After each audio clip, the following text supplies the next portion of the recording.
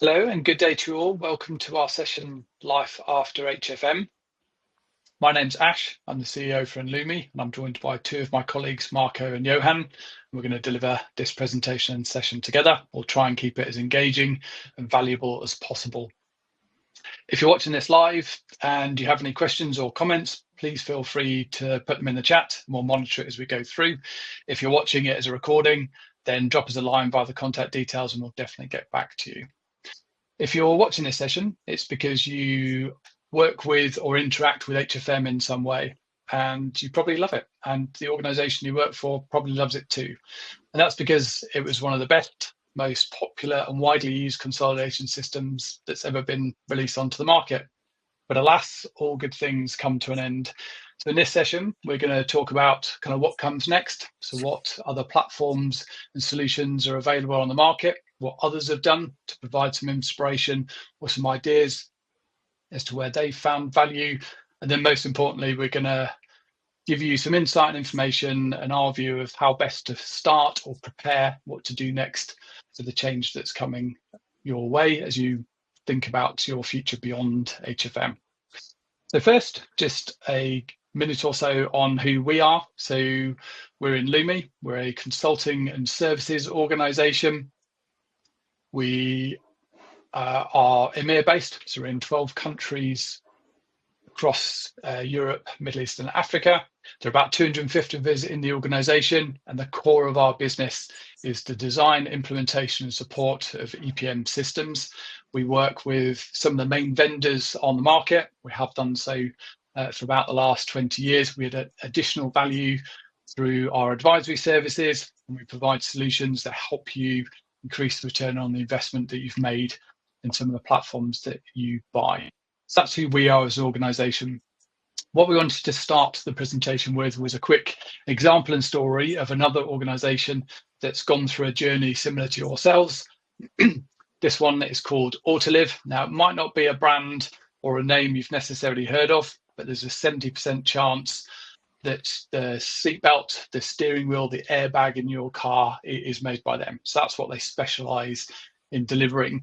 But unfortunately, they can't sell any more steering wheels than the manufacturers sell cars. So for them, it's all about trying to understand and answer difficult questions to improve the supply chain. So should they make something or should they buy it? How do they optimize that the value chain that they go through before they deliver a component? Which areas of their business, the products, the components, the parts that they manufacture, which drive the most variance in profitability? What's the P&L impact of starting or ending a production line? So these are some of the difficult questions they're trying to answer. This is what they wanted to be able to do more easily and effectively. This is the way that they can add more value to their organization. But they have another challenge, and that's that over the years and over time, they're a complex business and they've used a number of different systems and data flows in order to be able to support different parts of this process. So it's complicated, it's a bit disconnected. The level of information they have, it isn't very granular, and it's not accurate enough. So it takes time to push the information through, and they kind of lose accuracy and they lose detail as they move through the process. And even when you kind of clean it up into a bit more of a logical way, you can see even now all of the different systems that form part of their operational forecast planning and eventually consolidation and reporting process. So HFM is part of this, but so are a lot of other systems. They're bound together via Excel. The grid on the right-hand side shows a very high level of detail, so summary level of detail at which they can allocate the overheads. So basically, as they look down through the detail of their organization into different components, they've kind of lost the visibility as to what drives the profitability and what choices and decisions they can make to better improve the supply chain and improve the performance of the organization. So the project was to bring all of this together onto a single modern EPM platform. And as I said, we're going to talk through what that marketplace looks like and those solutions are as we move forward. So all of those different systems, they're brought onto a single platform. The scope of what you can cover now is far greater.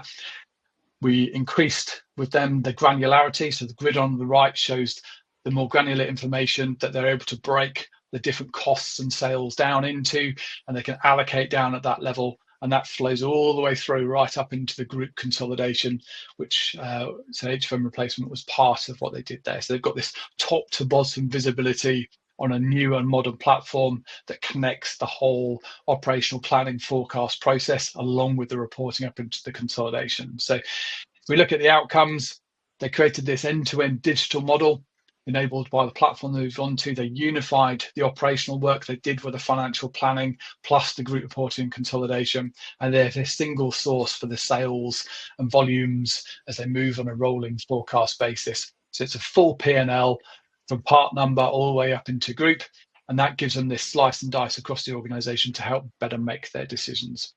So that was the project that they did on a modern platform as part of an HFM replacement.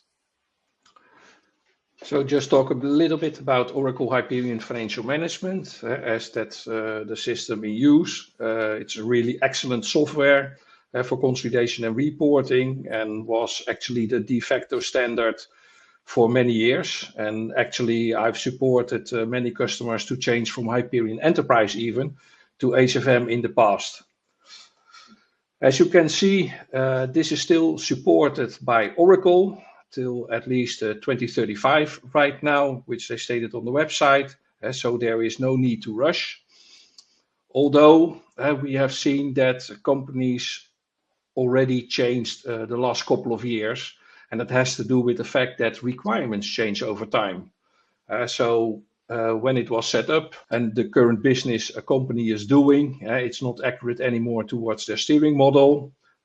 Or there's not enough detail in the data to add analytical value, which is gaining much more importance. Many processes are still manual, or there are a lot of Excel sheets around it, and companies want to automate that. Workflow capabilities needed to be extended, and multiple applications were used because sometimes it was quite easy to, let's say, add an additional application, for example, lease accounting, because that has changed over time with IFRS 16.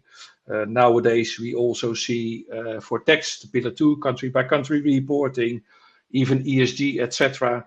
So these are things that makes it from a compliance perspective very tangible that the requirements are changing. And furthermore, and we will elaborate on that later on, with all new kind of technology, for artificial intelligence and machine learning, that can also be an important driver for change. So the technology is becoming legacy and not always used as the right tool for the right job. So what are these key drivers for change, what we have seen? First of all, as I mentioned before, we see lately an acceleration in the technological advancements, especially with AI and machine learning and generative AI. I only need to mention ChatGPT and the impact that has if you have children who are going to school or students. It's part of their life at the moment, and the same counts all for people in business.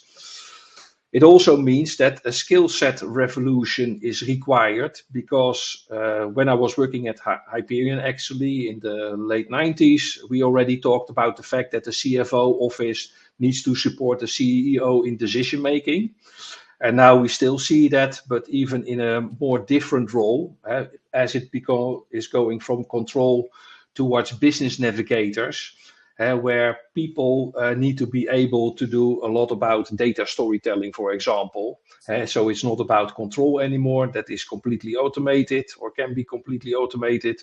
It's just about, okay, understand, have insight in the figures, and then be able to support the business directly. Next to that, we also see a shift in the focus from only looking at profit always also to purpose-driven value creation. We see that from a compliance perspective, with the sustainability reporting from ESG, but also from tax, for the plastic tax, for example.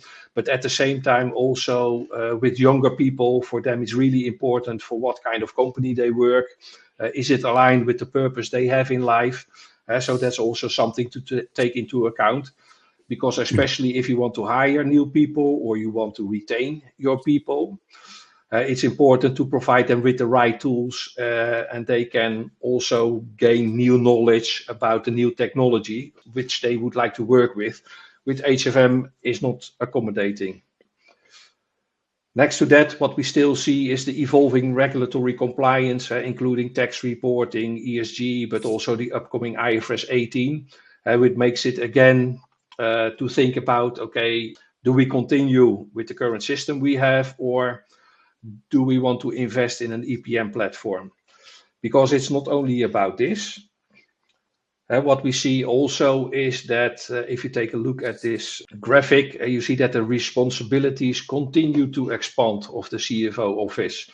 And for each box, you can either have a separate application or an Excel sheet, and that's even extending time after time, as I mentioned before. So there is really an important decision to make when you want to replace HFM. So as we move on to then think about what platform, what technology might support the change, what is best equipped to deliver against this growing portfolio of responsibilities that Marco's mentioned.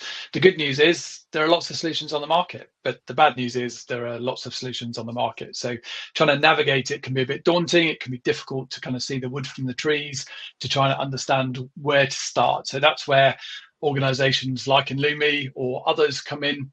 We have spent a lot of time understanding the solutions on the market, how they fit together, where and how they differentiate in the market, and compare against each other. So we'd recommend taking a step back. You can find some external data points which have value as a starting point. So we've included a few here from either Gartner, the Magic Quadrants, that are very well known, Nucleus Research, Forrester, Bark. There are other ones you can find a starting point from. Gartner also does a peer insights where they talk to the customers to derive their feedback, and they help sort of map the solutions against them. They also create these Magic Quadrants, as I mentioned as well.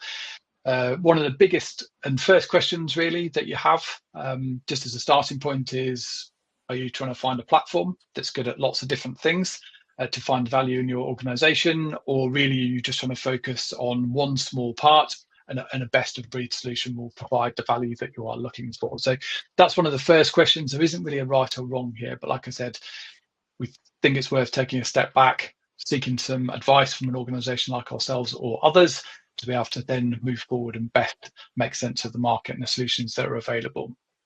In terms of characteristics then, so what are the main areas that we think group the solutions together? So the first one is sort of starting fairly obvious here, is they're cloud-based solutions now, so you don't have to have or own or maintain any of the architecture yourselves. You buy them differently, so software as a service.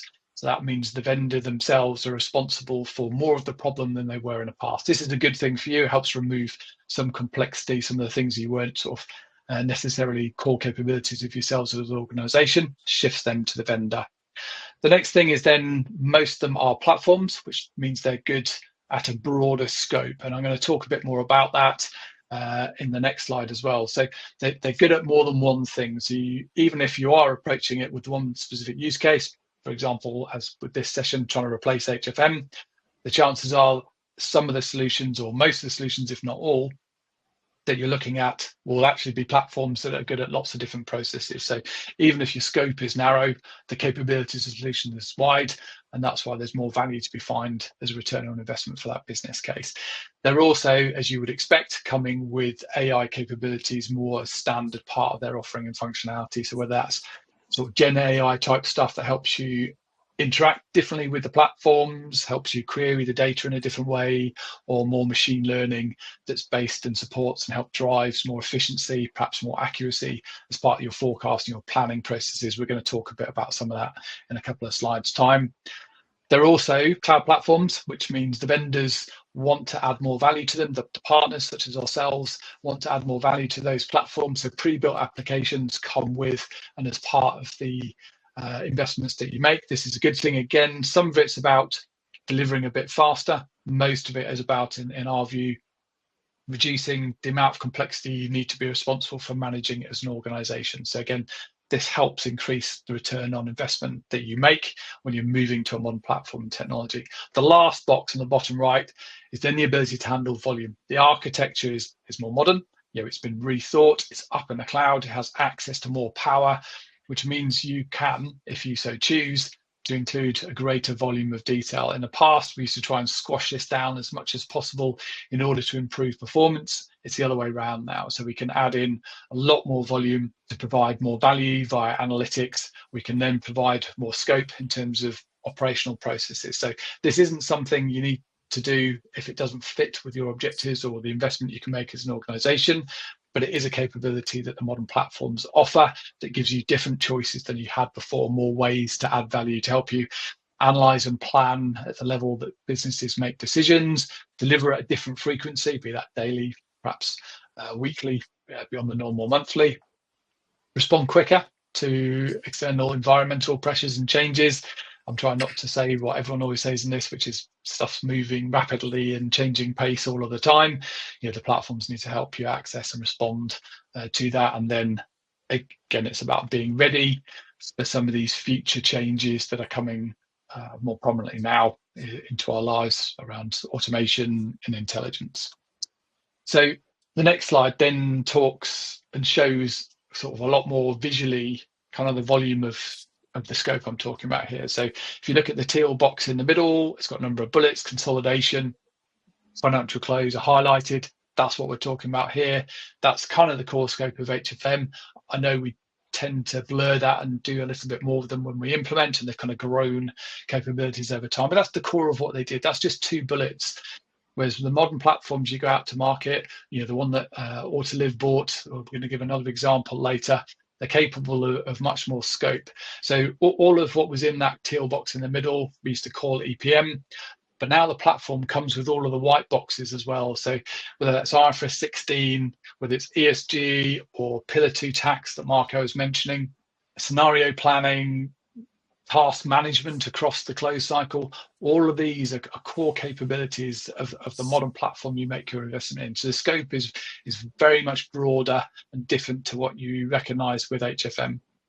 We've highlighted one of the boxes there, which is the machine learning, the predictive capabilities. Of course, that's very prominent as a requirement these days. We're going to talk about that in a second. Everything below the line is then about the volume. So the different choices you have available around analytics. We used to talk about that in the past, but it was never really possible because we just couldn't handle the volume, not without adding different solutions and complexity to the architecture. Whereas now we have the ability to really increase that volume for other analytics or parts of or all of the supply chain or the operational planning and forecasting. Your organization will be doing that, but it's how connected you want and is valuable to make that with the financial planning process. That's on a page, the scope that you can consider. So of course, no organization does everything that's on there. The point is, when you take a step back, you look at the market, the capabilities of the platforms, those in the top right of the Gartner quadrants, what they're capable of. This is the scope that's available to you. So it's worth having an internal discussion and look and running a sort of readiness process to understand what your roadmap might look like and using that to help inform your selection process.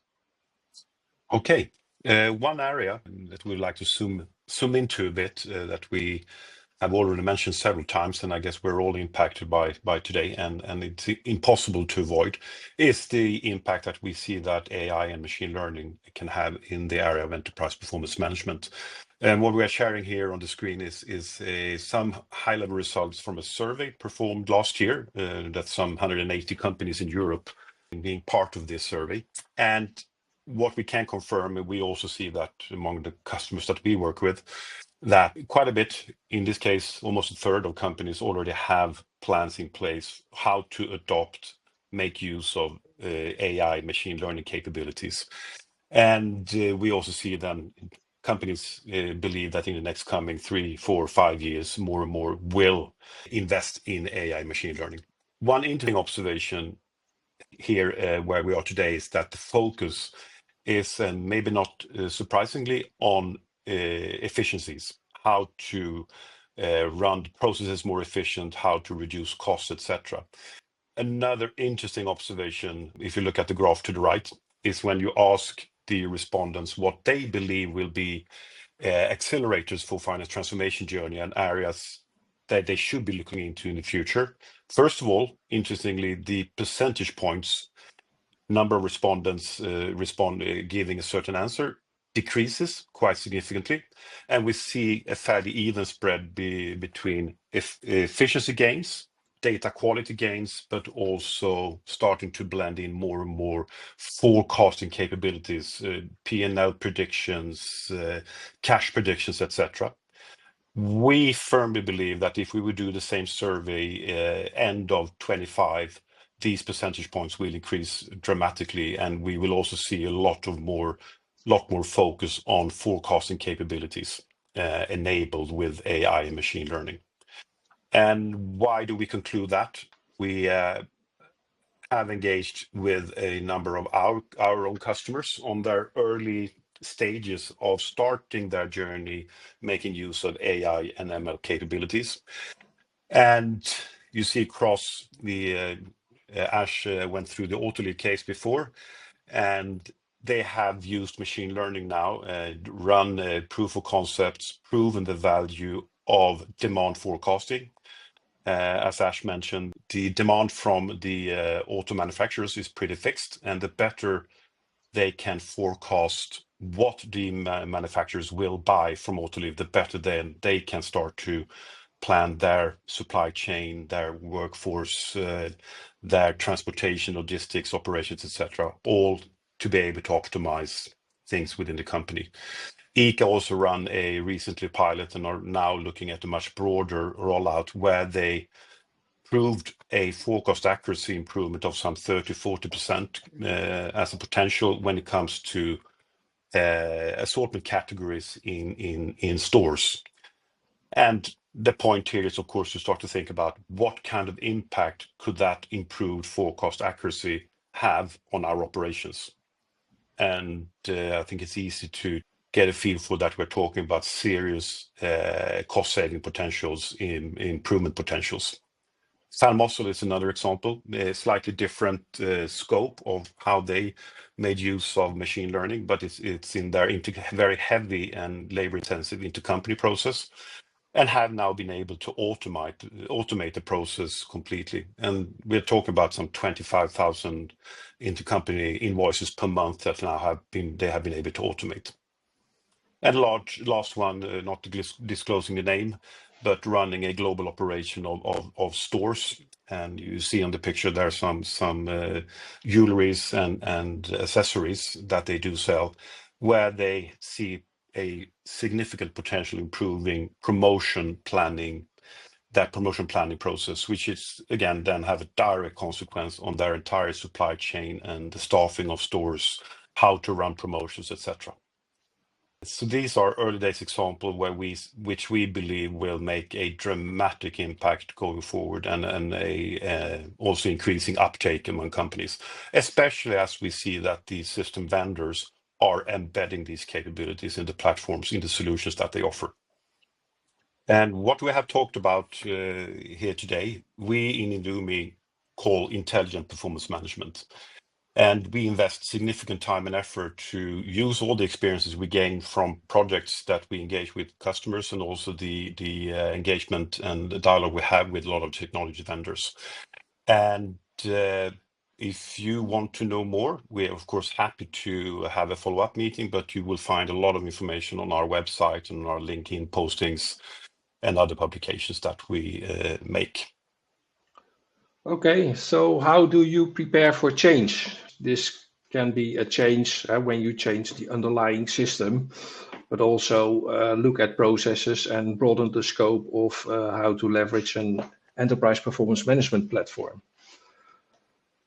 So for that, there are multiple aspects you can take a look at, and we've put them here together. This can be done also irrespective of any software you are going to use, because these are the elements that you need to do beforehand in order to get ready to start a project. So first of all, it's about making sure you have the right people on board. And I call that the dream team. So make sure that you have people with business, financial process, and IT knowledge, and especially with data savviness, who know your organization, who know the processes, who know the data, etc. Then as a next step, you need to make sure that you have an agreed vision and scope, some guiding principles, Also roadmap with timelines, etc. to start this endeavor. Then, of course, you need to arrange the governance. So how do you set up your project, etc. Kind of resources. And make sure also that you have an agreed target operating model after go live, because you need to support such a modern systems as well in a very good way. Then you can take a look at the data. Most of the projects I've done, the ones who were actually very, very successful were the ones where people really thought through the data model beforehand, because then you can think about the information needs you have, what needs to be captured into the system, and especially when there is compliance related things to it, then you can also make sure that that's all captured in the same common data model. Then, of course, look at your as is and to be processes, as there can be some changes, so that needs to be documented. And last but not least, you can already start to prepare, okay, what kind of reports and KPIs do we need, and the calculations based on the data model that has been defined. So these are all kind of things that you can do beforehand, even before you select new software. Also gather the requirements for that, and to make sure that you are ready to start. And also we can help you on this part, as we have all kind of templates available for that. But in order to get a new vision where you want to move towards in the next step, we have a kind of reflection model. This is a maturity model in which you can see on the left-hand side various items. How ready are you with the people, data, processes, and technology? And then there's a distinction made between, okay, is it still fragmented or connected, integrated or intelligent? And when I show this to people, then they start to reflect immediately. First of all, to take a look at where are you today? And then you can be, let's say, in between connected and integrated. And after that, they start to look at, okay, where do we want to go to? And it's, of course, not immediately that you need to go to the right-hand side, but it can be that, okay, let's focus on making everything integrated and make sure that we can become intelligent. So that's the way how you can set your vision, which is your dot on the horizon. You know where you are today, and based on that, you can create your roadmap. And also, this is very important to create internal alignment about what you want to achieve and how you want to achieve it. So as Marco's given a taste of a couple of the tools and approaches that we follow, it all comes together and forms part of this strategy and roadmap framework that we use. We've done this lots of times with different organizations. We've got a lot of tools and templates, plans, assessment criteria requirements that sit behind all of this. It's quite a structured approach. There are three main components to it. So the first bit's about understanding where you are, where you're trying to get to. The gap in between is the size of the journey you've got to go through. That's part of what Marco just described to you. It's really important that everyone has that same shared view, both of where you are now and where you want to get to. That then helps inform what's going to best support you on that journey, on your future vision, what's going to help you best deliver against it. What enabling things do you need, and what benefits and value you're going to get out. So this is how you understand the solution options that are available to you, and how you start comparing one against the other, because ultimately you're going to need to make a choice and a decision before you make that investment. And it all comes together in this recommendation. So you can do a lot of this as a kind of desktop exercise inside your organizations. There's lots of information out there in terms of the market already. And that means you can be really prepared before you kind of go out externally and ask for the vendors to compete or work with a more structured process. So the last part then is about this recommendations roadmap, basically the business case, to help you understand the journey that's ahead, the investment that you need to be able to make it, and most importantly, the people and the capability that are going to make it happen. So what I think is important is to start with the end in mind. And that means that when we talk about the vision and mission, what you want to achieve with your finance organization in the future, this is a way how you can show that, because it's important to show a better perspective when you start a change process. People are more willing to change when they see that there is a better perspective as of today. And I've used this quite a lot in various projects.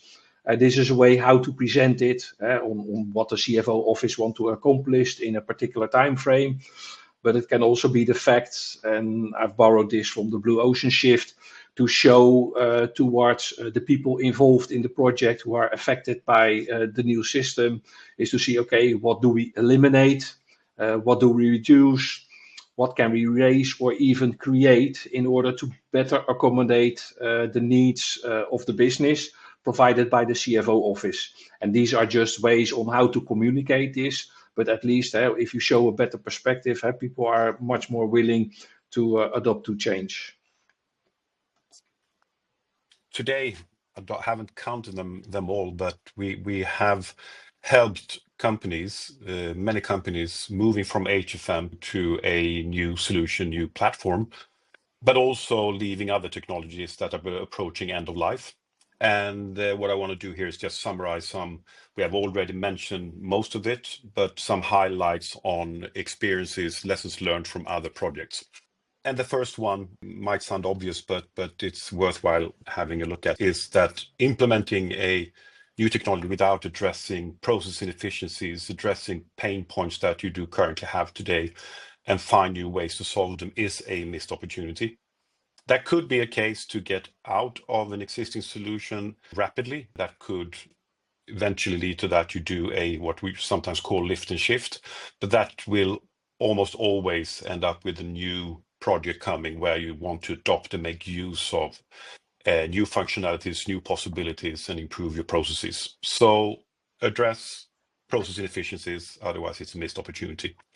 I think we've been talking about this many times over the years, and it's something we repeat again and again and again. Change management will be important to understand and assess the level of change that a new solution will imply for your user communities, need to be considered and help prepare for the change. When you will make the change, when you run a project to replace what you have today in HFM with a new solution, very important that the project gets access to your experts on how you work, what you need, and how your current processes operate. Normally, what we talk about is, can we find ways to backfill, replace them in the daily tasks today to make them available for the project, not only to hand over the expert knowledge that we need, but also as a knowledge transfer of the solution that we will take over after the project has been finalized. Another point, we call it design simplicity. Try to make use of out-of-the-box functionality. Don't adapt, but do instead adopt things that are good that you can make use of. Dare to rethink and simplify.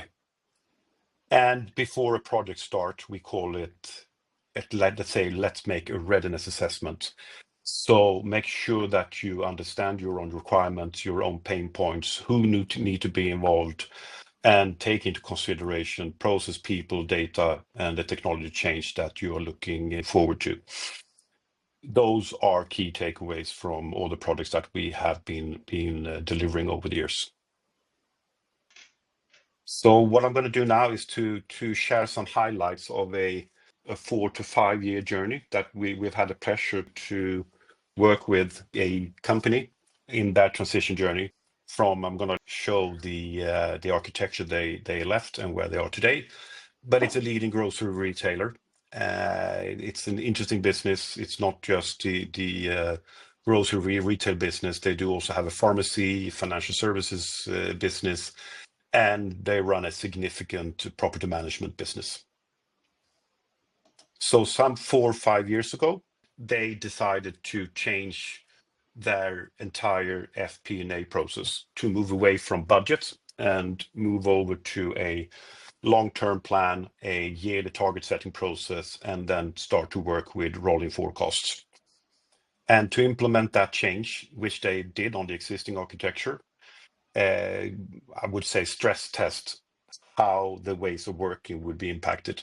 And what you see here is an architecture consisting of a separate consolidation management reporting solution, separate solutions for supporting the FP&A processes. IFRS 16 came into the picture as well. That was a separate solution with lease accounting.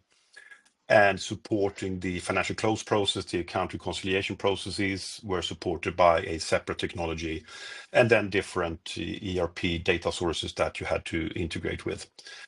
All of this led to a cumbersome process, integrating data, mapping, remapping data, updating master data between all these applications, adding a lot of manual work, risk of errors, and resulting in that the major of time was spent on manual data management instead of proper performance management. So they decided to do something about this and started off a journey, first of all, selecting a software supporting them. And in this case, they selected a platform, an integrated platform that could do many things, and started off replacing the planning solutions, supporting the overall planning process and the consolidation solution as a first step into one application. And this has evolved over now, say, 4 years, where they have made use of more and more functionalities and capabilities offered in the platform they selected. So on the consolidation side, the next thing was to replace the standalone account reconciliation solution. So it's now integrated into the same. And also then replacing the existing standalone IFRS 16 solution. This has led to significant process efficiencies, but also cost savings instead of having several vendors and license agreements and a mix of cloud and on-premise solutions you had to run in your own data centers. On the FP&A side, one thing they looked into a couple of years ago was to start to use predictive analytics capabilities to improve the financial forecast. So starting to run algorithm-driven forecasts, which meant that they could run more frequent forecasts with a lot shorter lead time. And the journey has then continued. So on the financial consolidation and close side, they have then automated the handling of acquisitions and acquisition eliminations, which is a complicated process in a large corporate consolidation side. And continued, and just recently also now included a tax reporting and Pillar 2 solution to automate an entire tax agenda. On the FP&A side, have moved forward from the predictive analytics stage and also start now to use more deeper machine learning capabilities. And I mentioned this one before, where demand forecasting was the first starting point, looking at different assortments in stores to be able to predict with a much higher precision what you expect to sell in a specific day, week, month of various products. What is ahead? There are conversations, what will be done on the regulatory reporting side. ESG is one agenda point to be discussed to see if that could also then be enabled by the same platform. And as I said before, the results from the machine learning early implementations indicates that this could revolutionize how forecasting, how planning is done in these companies. So a wider rollout of machine learning is being done now in the near future. So if you remember the fairly fragmented landscape of standalone solutions and complemented with a lot of Excels, when they are now on one integrated application solution platform with one set of data integrations that then populates all these different processes and applications within that platform. So we're drawing to a close now. We hope you found it valuable. The last example Johan gave is an illustration actually of the kind of the journey and the scope that you can consider. So we're not saying you have to follow the same path. We don't even say it has to be the same starting point, but it's an illustration of the capabilities that are available on these new and these modern platforms and where your investment can be. We've talked a few times about how we think you should begin. We've given you some thoughts as to where to begin and what sort of structure to follow. We've been more than happy to talk with you in more detail. So going to the next slide, the journey that you're going to follow, as Johan described there, probably does measure itself in a number of years, but it doesn't mean that the first phase needs to take that long. Often these first beginnings are just replacement of a consolidation or FP&A or even both. You can measure the first bit in months, and then it's a platform you can grow into and add value to over time. As we've mentioned, the approach from this point, we think, and the offer we'd like to make to you is we're more than happy to do a sort of tailored version of this session for yourselves and your organization. We call it the market overview. It can include some views of the leading software vendors and applications on the market to help provide some inspiration to build some thoughts and enthusiasm inside your organizations for what might come next. We can supplement this with a bit of a strategy kind of workshop and whiteboard and post-it note exercise that helps you begin that thinking process. Marco talked about a couple of the tools that we would use to facilitate that discussion, to help you understand, to diagnose kind of where you are versus where you want to get to and get that kind of alignment. And we leave you with a couple of questions. We hope you've enjoyed the session and found it valuable. Please do drop us a line, and thank you very much.